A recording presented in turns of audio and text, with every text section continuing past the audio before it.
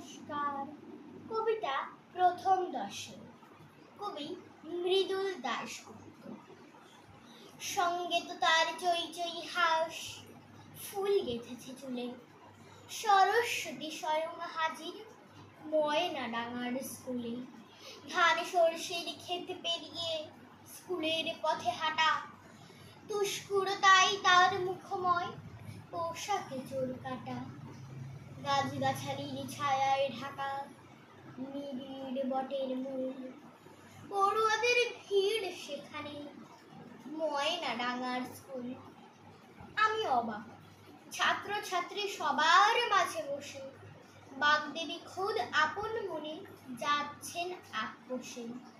রং ময়লা মহাশ্বেতা তাতে কিরূপ ঢাকে, ম্যাপের খাতায় চাষির মেয়ে ভারতবর্ষ আঁকে। তরতরিয়ে সেই কন্যা মাধ্যমিকে ওঠে, সদরিয়ে কামড় দিল কে কার বিস্কুটে। গ্রামের মানুষ উল্লসিত, আকাশ বাণী খুলে, মাধ্যমিকে প্রথম দশে সরস্বতী। নমস্কার।